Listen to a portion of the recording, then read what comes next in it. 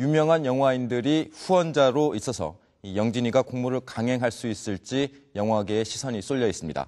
이 후원자 중에 한 명인 박찬욱 감독을 만나서 이 공모에 대한 생각을 들어봤습니다. 올드보이에 이어 박쥐까지 칸느 영화제에서 2번씩이나 상을 받은 박찬욱 감독. 저를 지옥 속에 있게 하소서. 아바타가 상영되기 전까지 역대 최다 관객수 기록을 보유했던 영화 괴물의 봉준호 감독.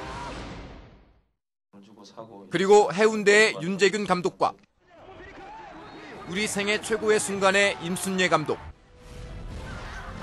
전우치의 최동훈 감독은 물론 한편을 이렇게 보시면은 배우 안성기, 황정민, 문소리, 김혜수까지 우리나라를 대표하는 영화인이란 점 외에 한 가지 더 공통점이 있습니다.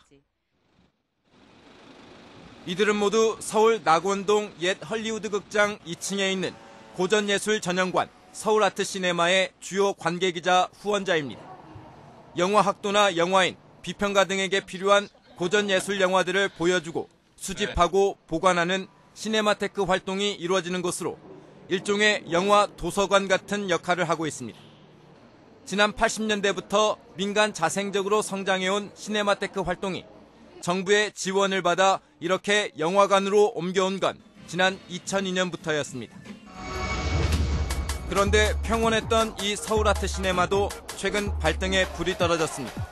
역시 영화진흥위원회가 독립영화전용관과 영상미디어센터에 이어 서울아트시네마도 새 사업자를 찾기 위한 공모 방침을 밝혔기 때문입니다. 특히 독립영화전용관 공모 등에서 잡음과 공정성 논란까지 불거진 상황이어서 이곳을 이용하던 사람들의 걱정은 이만저만이 아닙니다.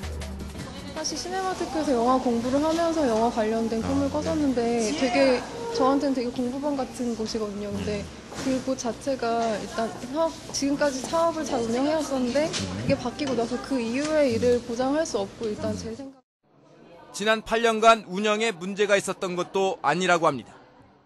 영화진흥위원회에서 수행한 그 수행평가에서도 상당히 높은 점수를 받았고 더 많은 지원과 더 안정적인 지원이 필요하다는 게 결과로 나왔었습니다. 그렇기 때문에 왜 어떤 근거로 공모제가 진행됐는지에 대해서는 사실은 여전히 미스터리 중에 하나인데 더군다나 민간 자생적으로 생겨난 영역에 정부가 일부 지원금을 보조할 뿐 상영관 임대 계약도 운영도 모두 민간이 해왔는데 마치 정부가 하는 사업인 양 공모를 한다는 건 이치에 맞지 않다는 주장입니다. 전체적인 예산으로 보면 한 30% 정도 지원을 해왔다고 볼 수가 있고요. 그 30% 안에도 거의 대부분은 임대료 정도의 지원에 해당됩니다. 그렇다면 영화진흥위원회는 무슨 근거로 서울아트시네마의 새 사업자를 공모하겠다는 것일까? 전체적으로 12억 중에 90% 정도가 영화진흥위원회에서 지원한 돈이나 그 수익금으로 운영되고 있습니다. 그렇기 때문에 그 시네마테크에서 운영하고 있는 사업의 전체는 사실상 영진이의 지원의 성과라고 할 수가 있겠습니다. 서울아트시네마 측은 정부의 지원 비율이 30%에 불과하다고 주장하는 반면 영화진흥위원회는 90% 정부의 도움으로 운영된다고 주장하고 있는 겁니다. 왜 이렇게 차이가 큰 걸까? 영화진흥위원회의 설명은 이렇습니다. 최초 정부 지원금을 종잣돈으로 수익을 내면 예산이 늘어날 테니 정부가 시네마테크 전체 예산의 약 90%를 지원한 셈이라는 겁니다. 종잣돈으로 낸 수익도 정부의 지원으로 봐야 한다는 영화진흥위원회의 이색적인 논리는 국회에서도 도마에 올랐습니다. 지원금을 90% 지원한다고 그랬어요. 뭐 확실한 거예요? 90%에 해당되는 비용이 영진이의 지금 조 위원장이 실제로는 지금 실제 그 지원 금액 10% 정도 되는데 우리가 일반적으로 몇 퍼센트를 지원하냐? 그럼 실질적으로 지원하는 그 부분 답변을 해야지. 그럼 90% 지원하는 게 아니네. 논란이 일자 유인촌 장관이 직접 서울아트시네마를 찾아가 중재를 시도했습니다.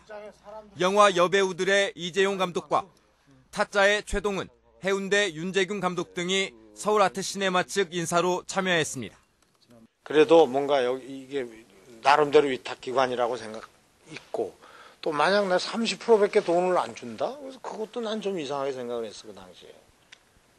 그러니까 뭐 얘기하셔, 이제.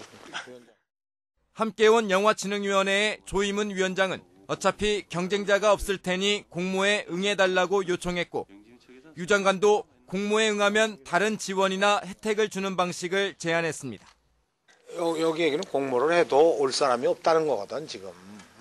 그러니까 여기 영진이 체면도 살려주고 공모도 하고 그 대신 이참에 아예 그 기간을 3년으로 하든지 5년으로 하든지 이런 부분을 바꿔주고 그 다음에 내 입장에서는 시네마테크. 하지만 시네마테크 측은 모양새만 갖추는 공모를 굳이 왜 하려는지 이해할 수 없다면서 공모 철회를 요구하고 있습니다. 시네마테크 공모가 적합하지 않은 사업이고 이 사업 자체를 하려면은 정상적으로 그냥 이 시네마테크가 지금까지 해왔던 부분들을 평가를 하고 그 평가 안에서 문제가 있다면 지원을 안 하셔도 됩니다. 그렇게 가는 게 정상적이지 않은가. 지난 주말 박찬욱 감독을 만났습니다. 영화 외적인 현안에 대해 말을 아낄 법한 박 감독이지만 정부의 시네마테크 공모 방침에 대해선 단호하게 반대 입장을 나타냈습니다. 서울 아트시네마는 영진위, 국가기관이 소유한 그런 기관이 아닙니다. 민간에서 자발적으로 만든 곳이고 거기에 심사를 해서 지원을 해온 것이죠.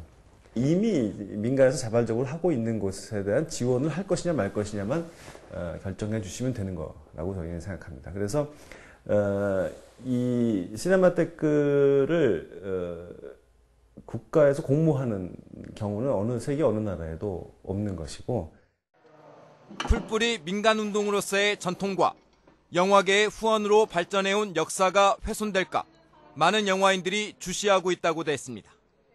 이 단체를 제외하고 이것을 운영할 주체도 없을 뿐더러 민간에서 이렇게 해온 것을 더 지원하고 더 후원하고 그러지는 못할 망정 그것을 그러니까 일단 지원을 끊고 다른 곳과 경쟁을 시켜서 다시 선택하겠다라는 발상은 여태까지의 그 역사와 또 영화인들의 그 의사를 완전히 무시하는 일이 되겠죠. 박찬욱 감독은 정부가 상식적이고 너무도 당연한 판단을 내리기를 바란다는 말로 인터뷰를 마쳤습니다. 현명한 판단을 또 상식에 근거한 판단을 내릴 수밖에 없다고 저는 믿습니다. 그것은 그냥 너무 당연한 일이니까. 그럼 영화 얘기는 이쯤에서 접기로 하고 문단 쪽 얘기를 좀 해보기로 하죠. 많은 소설가와 시인들이 참여하고 있는 작가회의가 정부에서 보낸 공문 하나 때문에 크게 반발하고 있다는데 어떤 내용입니까? 만약 공무원이나 경찰이 지나가는 한 시민에게 다가가서 앞으로 불법 시위를 하면 불이익을 받겠다는 각서에 도장 찍고 서약하시오라고 한다면 어떨 것 같습니까? 다른 누구도 아닌 문학계 지성들에게 이런 식의 확인서가 날라와서 작가들이 상당히 화가 나 있는 상태입니다. 지난달 20일 백낙청 서울대 명예교수와 고은 시인, 신경림 시인과 도종환 시인 등 우리나라의 대표적인 문인들로 구성된 한국작가회의가 총회를 열었습니다. 그런데 평소 조용한 성격이던 당시 최일남 이사장의 인사말이 예사롭지 않습니다. 문화행정 당국의 전렬부상한 확인서 소동은 시작에 불과하다고 믿습니다.